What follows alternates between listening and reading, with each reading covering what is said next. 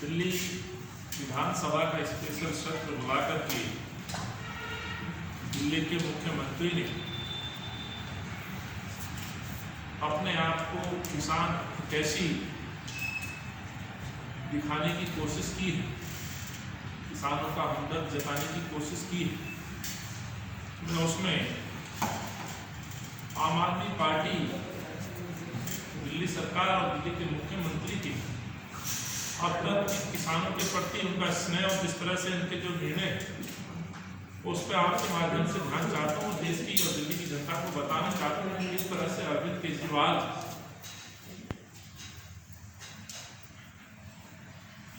देश को, किसानों को गुमराह करने का काम करते हैं और उनकी जो नीयत है उसमें पूरी तरह से खो साबित होता है। किसानों के मुद्दे पर केजरीवाल जी का जो रवैया रहा है शुरुआत से ही, कुछ ऐसे आंकड़े हैं, कुछ ऐसी बातें हैं जिससे अपने आप में सिद्ध हो जाता है कि अरविंद केजरीवाल ने अब तक पूरी तरह से चुप्पी साधी है। जैसे जैसे किसानों का आंदोलन बड़ा हुआ, किसानों की मांगे आगे आती रही, इस आंदोलन में तेजी आती रही, अरविंद केजरीवाल साहब उतने ही चुप्पी साध रहे। मैं कुछ आपको पीछे की उस तारीख पे ले जाना चाहता हूं जब इन काले कानूनों का बनाने का निर्णय केंद्र और भाजपा की सरकार यानी कि मोदी जी की सरकार ने 5 जून को अध्यादेश के माध्यम से देश में थोपने का काम किया। इन 3 काले कानूनों को इस संक्रमण काल में, इस महामारी के इस दौर में जहां पूरा विश्व जूझ रहा था, वहां पर पार्लियामेंट के अंदर इतनी जल्दबाजी में ना जाने किसका प्रेशर था, किसका दबाव था, उनको 5 जून अध्यादेश के माध्यम से 27 सितंबर में पार्लियामेंट के सेशन में उसको पास कर दिया जाता है और 3 काले कानूनों को देश के किसानों पर थोपने का काम किया जाता है। जहां ये 3 काले कानून देश के सर्वोच्च सदन पार्लियामेंट में पास किए जा रहे थे और इन काले कानूनों का विरोध जहां कांग्रेस का शीर्ष नेता आदरणीय राहुल गांधी जी के नेतृत्व में पूरे कांग्रेस के नेतागण पार्लियामेंट से लेकर सड़कों पर इसका विरोध कर रहे थे, वहीं पर अरविंद केजरीवाल साहब चुप्पी साधे हुए थे। उन्हें ना किसानों की चिंता थी, ना किसानों की जमीन की चिंता थी। उनकी उस समय की चुप्पी ये सिद्ध करती है कि अरविंद केजरीवाल पूरी तरह से भाजपा की 3 काले कानूनों के साथ राजनीति। और ये बात मैं इसलिए नहीं बोल रहा हूं कि मुझे ये बात कहनी, मैं इस दावे के साथ कह रहा हूं कि जिस तरह से डबल गेम, या मैं यूं कहूं कि केजरीवाल जी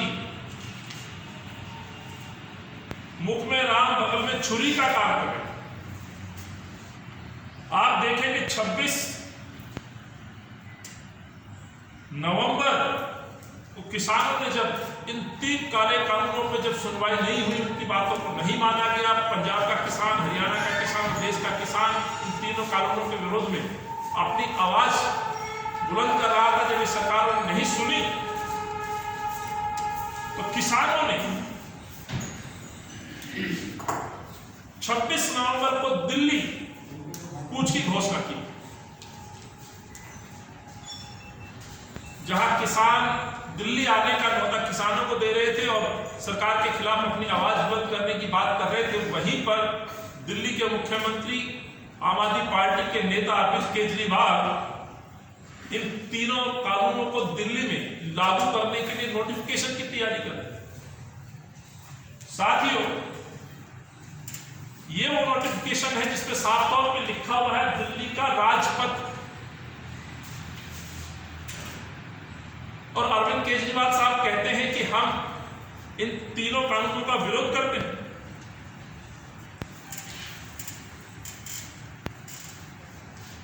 अरविंद केजरीवाल साहब इन 3 काले कानूनों को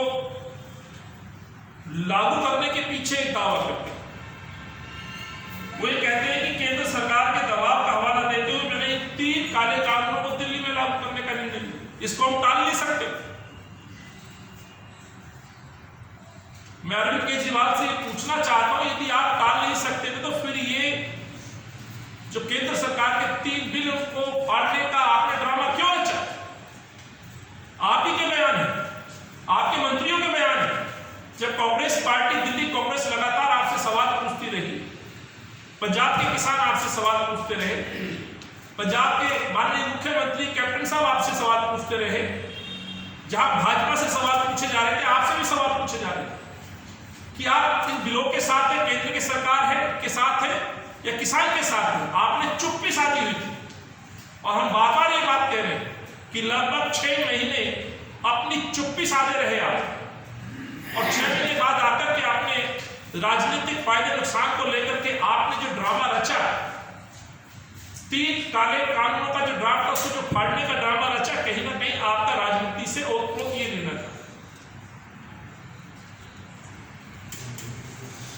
साथियों, किसानों की आवाज को दबाया जा रहा है, जब अनसुना किया जा रहा है, कई दौर की बैठकों में जब निर्णय नहीं निकले, तो किसानों ने जब भारत बंद की कॉल की तो उस दिन भी अरविंद केजरीवाल इस नाटक से बाज नहीं आए।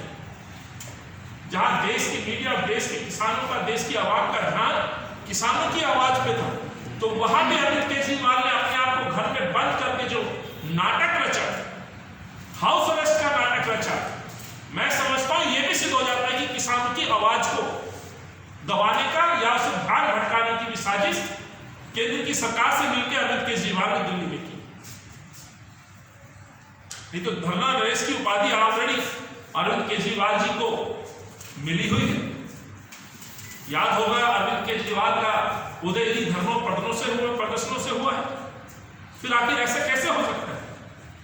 और पूरे अपने विधायक, अपने संगठन के लोगों के साथ अपने घर में इस तरह से ड्रामा रचाना कहीं ना कहीं किसानों के उस आंदोलन को हल्का करने वाली बात।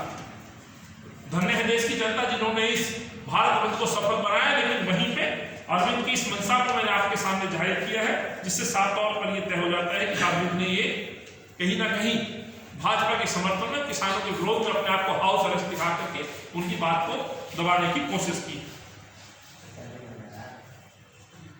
साथियों, मैं अरविंद केजरीवाल से यह भी एक बात पूछना चाहता हूं,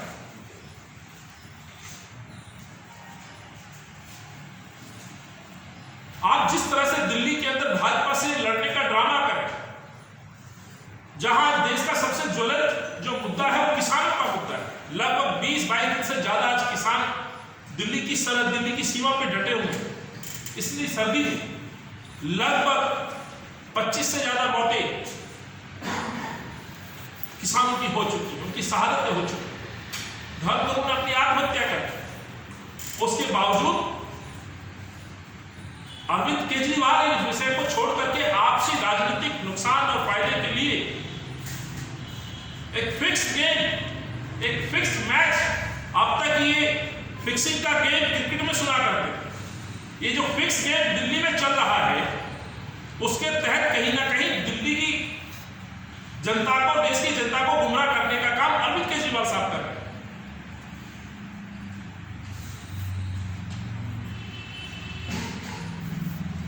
और इसके पीछे साफ तौर से मकसद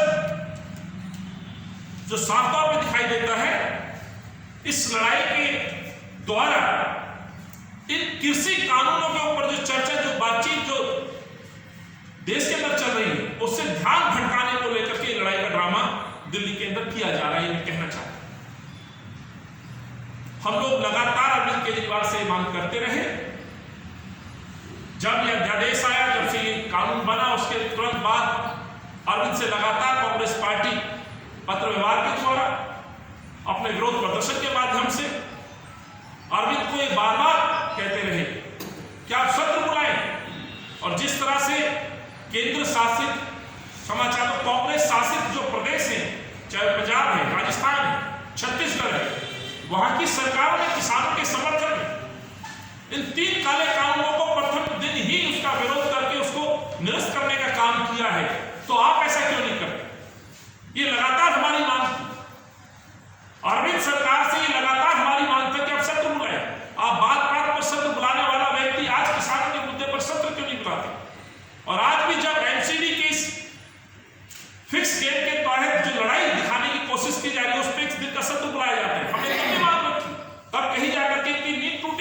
कि दिल्ली और देश की जनता उनसे सवाल पूछ रही है, तब जाकर के उन्होंने फिर एक नाटक किया।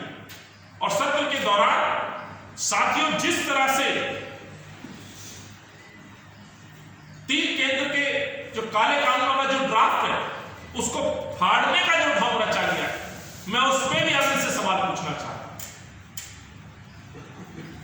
और आपके माध्यम से पूछना चाहता हूं, क्या उन्होंने इस दिल्ली के राजपथ इस नोटिफिकेशन को फाड़ा?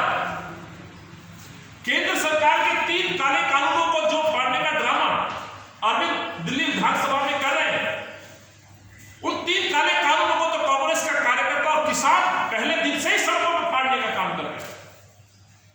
उसके विरोध में सड़कों पर लोग आए दिन उनकी इन पत्रों को फाड़ करके होली में जलाने का काम कर रहे हैं, इन 3 काले कानूनों को दहन करने का काम कर रहे हैं। मैं अरविंद से पूछना चाहता हूं, क्या दिल्ली सरकार के उस नोटिफिकेशन को आपने फाड़ा जो दिल्ली ने लागू किया? क्योंकि विधानसभा के अंदर मैं समझता हूं यदि आपने ये पत्र फाड़ा होता तो अगले ही दिन पेपरों की सुर्खियों में यह होता कि दिल्ली सरकार ने 3 काले कानूनों को जो दिल्ली में लागू करने का निर्णय लिया था उसको निरस्त किया। कहीं भी किसी पत्र में, किसी रिपोर्ट में जिक्र नहीं आया है कि अभी तक ये जो 3 काले कानून बनाए गए हैं जिनको थोपने का काम अरविंद केजरीवाल ने अपने नोटिफिकेशन में दिल्ली में किया है, वो वापस ले लिया गया। अभी तक भी ये कानून दिल्ली में यथास्थिति में है, लेकिन किसानों को, जनता को गुमराह करने के लिए, अपनी राजनीतिक मुफा नुकसान के फायदे के लिए ये ड्रामा करने का काम अरविंद केजरीवाल दिल्ली में कर रहे हैं, ये भी मैं कहना चाहता हूं।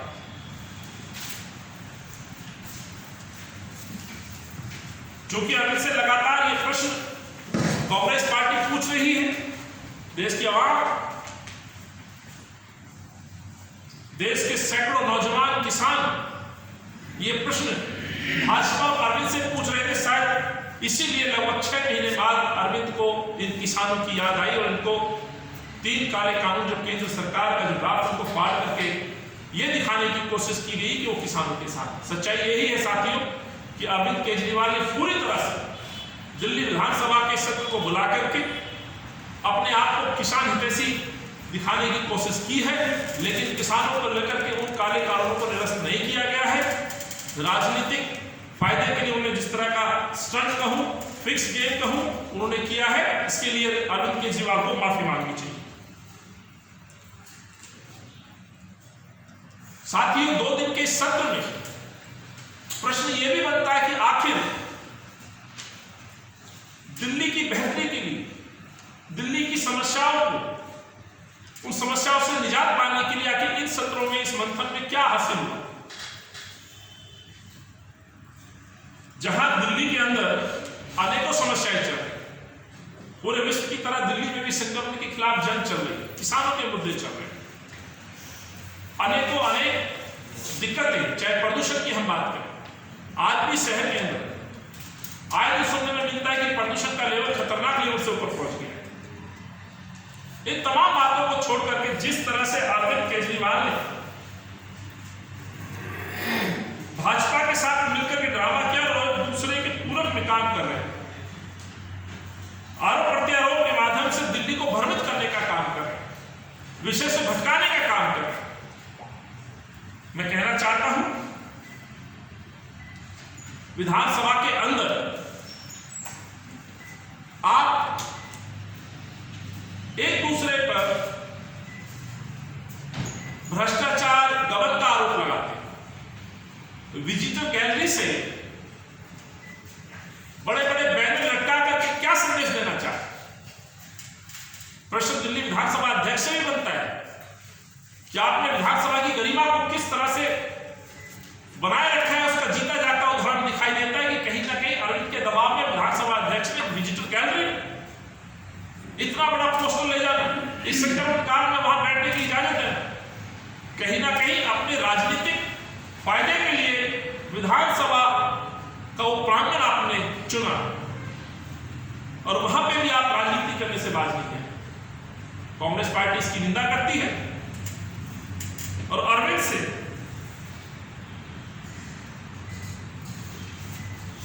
ये प्रश्न पूछती है, आप एमसीडी के बारे में चर्चा करें, तो मैं आपसे पूछना चाहता हूं, जिस एमसीडी के अंदर काफी ये निकम्मे नाकारा निगम पार्षद आखिर कर क्या रहे हैं?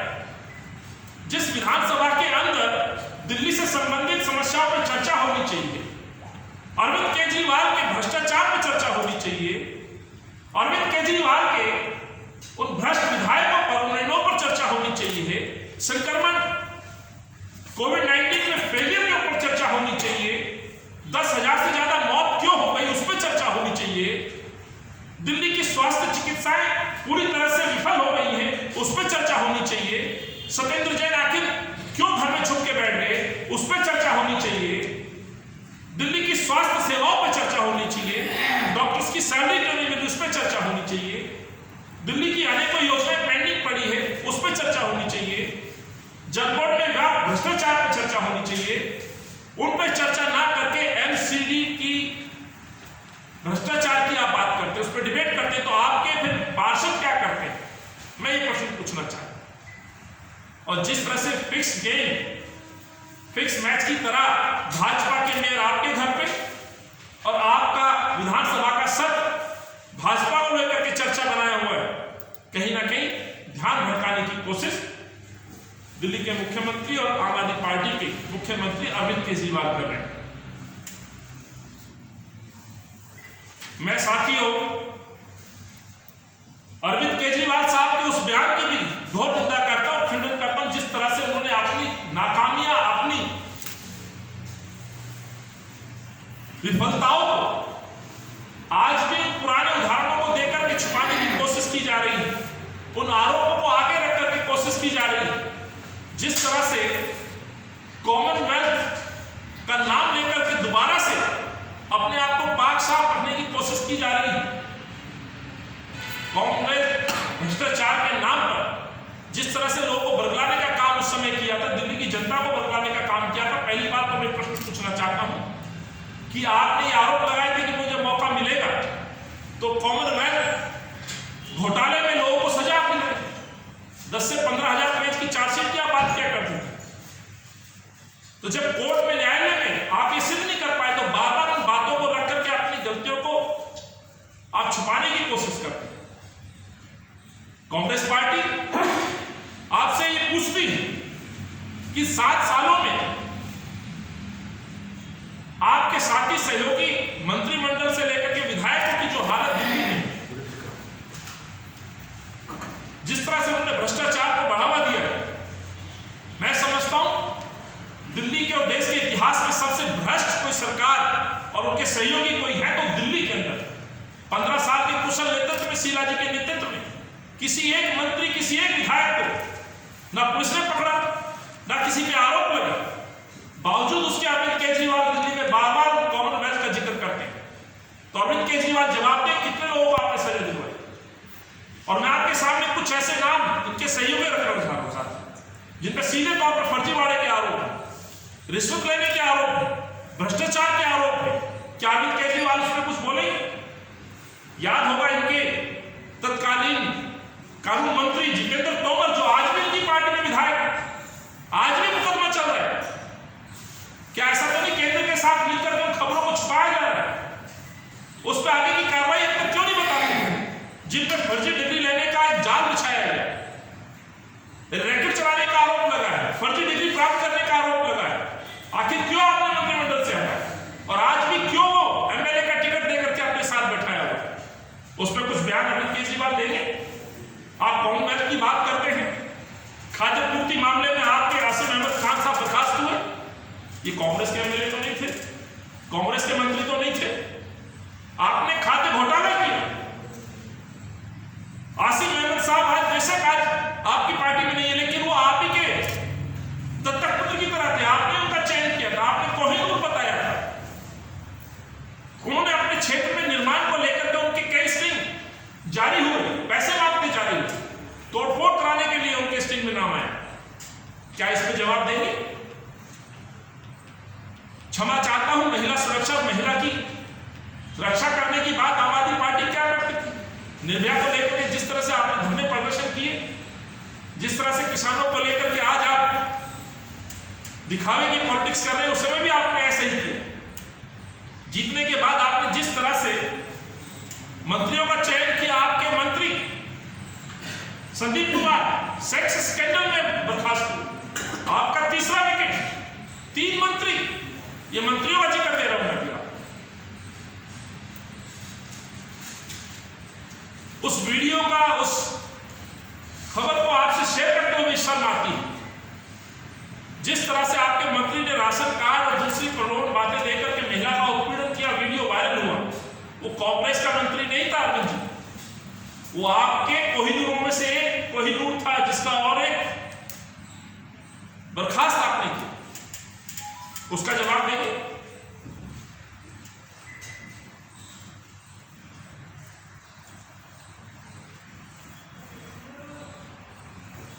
साथियों, दिल्ली के अंदर 6 मंत्रियों में से 3 मंत्रियों का मैंने जिक्र किया, और बाकी कैबिनेट के बारे में भी मैं कहना चाहता हूं, चाहे सत्येंद्र जैन या मनीष सिसोदिया या गोपाल राय है, कोई ऐसा मंत्री नहीं है जिनके खिलाफ भ्रष्टाचार की बातें ना हो या उन पे आरोप ना हो। बावजूद उसके अरविंद केजरीवाल साहब भ्रष्टाचार पे जब भाषण देते हैं तो शर्म आनी चाहिए अरविंद केजरीवाल। सरासर झूठ बोल करके आप दिल्ली की जनता को गुमराह करते हैं। सामने आया, बताएं कि आपके मंत्री किस हद तक भ्रष्टाचार में लिप्त थे और आज भी किस तरह से भ्रष्टाचार दिल्ली के अंदर बढ़ा है। घटा नहीं है साथी, बढ़ा है। आपके अपने विधायक अमानतुल्ला, उन पे अपने भ्रष्टाचार के आरोप आज भी। आपके मुख्यमंत्री जी, आपके साधु साहब पर उन पे आरोप, जो आपके साधु जी, जिनका नाम सुरेंद्र बंसल जी दिवंगत आज हमारे वो जीवित नहीं, लेकिन उन पे भी फर्जी बिलों का आरोप लगा। क्या उस पर कुछ बयान देंगे? काले धन को सफेद करने के आरोप आप ही के मंत्री पर लगे हैं, वर्तमान मंत्री, जिनको शायद आज इस्तीफा देना चाहिए। स्वास्थ्य सेवाओं में जिस तरह से लापरवाही बरती गई, 10,000 से जिन पर मौत के आरोप है, सत्येंद्र जैन पे आज भी आरोप, वीडियो सीबीआई के चक्कर काट रहे, उस पर कुछ जवाब देंगे? उस पर आप नहीं बोलते। प्रीमियम बस सेवा को लेकर के गोपाल राय में जो आरोप है वो सार्वजनिक है साथ। इन तमाम बातों पर यदि मैं विधायकों की बात करने लगूंगा तो सबसे पहले जिक्र जल बोर्ड में टैंकर माफिया पे बात और उंगली उठाने वाले मुख्यमंत्रियों के विधायक, देवरी से विधायक जो जेल की हवा खा चुके हैं, उन पे आज तक कोई कार्रवाई आप क्यों नहीं करते? सुसाइड नोट पर जिसका खुले तौर पर नाम दर्ज किया गया है, ऑडियो में जिनका नाम दर्ज किया गया है भ्रष्टाचार को लेकर के, आप उन पर कार्रवाई नहीं करते। मैं पूछना चाहता हूं अरविंद केजरीवाल से, कब कार्रवाई करेंगे आप प्रकाश जरवाल पर, जो जेल की हवा खा चुका है? सबसे ज्यादा भ्रष्टाचार आज यदि कहीं है तो दिल्ली की सरकार, अरविंद केजरीवाल की सरकार है। और यही मैं आपसे कहना चाहता हूं, इस बात को दोहराता हूं कि दिल्ली देश की सबसे ज्यादा भ्रष्ट सरकार बन चुकी है, जिसमें उनके सीधे तौर पर उनके निगम पार्षद, उनके विधायक और उनके मंत्रिमंडल के लोग शामिल। बार बार कांग्रेस का जिक्र करना और देश को गुमराह करना, यह अरविंद की पुरानी आदत में शुमार है।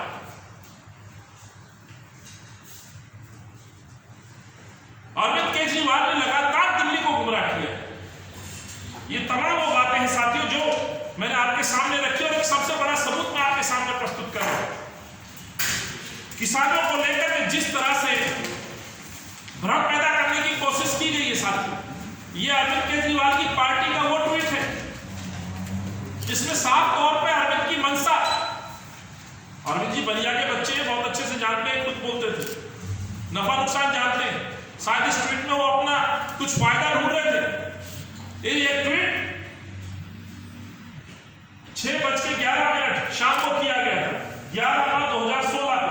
इसने क्या लिखा है? पंजाब आपके नाल, private investment to make agriculture more efficient. इस पे अरविंद केजरीवाल कुछ बोलेंगे? ये आम आदमी पार्टी का ऑफिशियल ट्विटर है। सो आप केजरीवाल की कथनी करनी का फर्क मैंने साफ तौर पर आपके सामने रखा है। अपने आप को किसानों का हितैषी दिखाना, विधानसभा के सत्र का दुरुपयोग करना, आपसी लड़ाई दिखा करके किसानों की आवाज को दबाना, दिल्ली की जो समस्याएं हैं उन विषय से ध्यान भटकाना, दिल्ली के अंदर और देश के अंदर जिस तरह से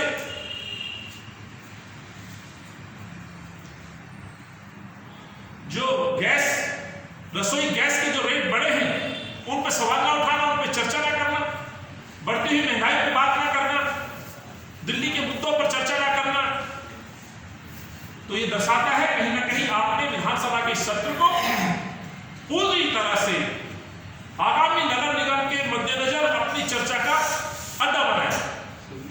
ये चर्चा एमसीडी से संबंधित एमसीडी के उस सिविक सेंटर में होनी चाहिए थी, मेयर के सामने होनी चाहिए थी। मैं समझता हूं जहां पर एमसीडी में आम आदमी पार्टी के बैठे हुए निगम पार्षद नकारा साबित हुए, ये मैं कहना चाहता हूं। और अरविंद केजरीवाल कॉमनवेल्थ को लेकर के की गई टिप्पणी पर माफी मांगे, किसानों पर उनको ध्यान भटकाने, उनके आंदोलन को धीमा करने के लिए उस पर माफी मांगे, भ्रष्टाचार पर अब तक के जो इनके 7 साल में मंत्री से लेकर विधायक जो लिप्त थे उस पर माफी मांगे। ऐसा झूठा मुख्यमंत्री जो लगातार दिल्ली को गुमराह कर रहा है, इससे बड़ा उदाहरण और क्या हो सकता है कि मरकज के मामले में जिस तरह से दो समुदायों के बीच में एक नफरत पैदा करने की कोशिश अरविंद ने की थी, मरकज को बदनाम करने की कोशिश की गई थी। संक्रमण काल का टेबल में जिस तरह से मरकज के मरीजों का डेटा दिया जाता है, उस डेटे की वजह से क्या लोगों के हृदय में क्या नफरत पैदा हुई एक समुदाय के प्रति, मैं नाम नहीं लेना चाहता हूं। लोगों ने सब्जी खरीदनी बंद कर दी थी, लोगों ने अपने घरों से नौकरियों से हटा दिया था, ड्राइवरी से हटा दिया था। उस समुदाय को जितनी पीड़ा हुई है उसका एहसास अरविंद केजरीवाल को है। एक ऐसे झूठा मुख्यमंत्री लगातार दिल्ली के अंदर अपने राजनीतिक फायदे के लिए आपसी सौहार्द बिगाड़ने का काम करता है। आज उसी मरकज को कोर्ट ने क्लीन चिट दी, अमित शाह जी की पुलिस को डांटा है, दिल्ली के प्रशासन को डांटा है। इसीलिए हम कहते हैं शाह केजरीवाल दिल्ली की जनता से माफी मांगे, उस समुदाय से माफी मांगे जिस समुदाय को बदनाम करने की कोशिश अरविंद केजरीवाल की सरकार ने की। तो साथियों, आज की प्रेस वार्ता का जो मकसद था मैंने आपके सामने रखा। किस तरह से दिल्ली की जनता को मिलकर के भाजपा और आम आदमी पार्टी यानी अरविंद केजरीवाल गुमराह करने का काम कर रहे हैं, सीधे तौर पर दिखाई पड़ता है। और आज कहीं ना कहीं दिल्ली इन दोनों की लड़ाई से पूरी तरह से परेशानियों से जूझ रही है, दिक्कतों से परेशान है, उनको अपनी सुविधाएं नहीं मिल पा रही, कर्मचारी परेशान, डॉक्टर परेशान, नर्सेज परेशान, आम व्यक्ति, आम जनमानस परेशान। तो यही बातें मैं आपके समक्ष लेके आया था। उम्मीद करता हूं कि दिल्ली की जनता को आपके माध्यम से दिल्ली सरकार और उनकी सच्चाई पता चलेगी। धन्यवाद।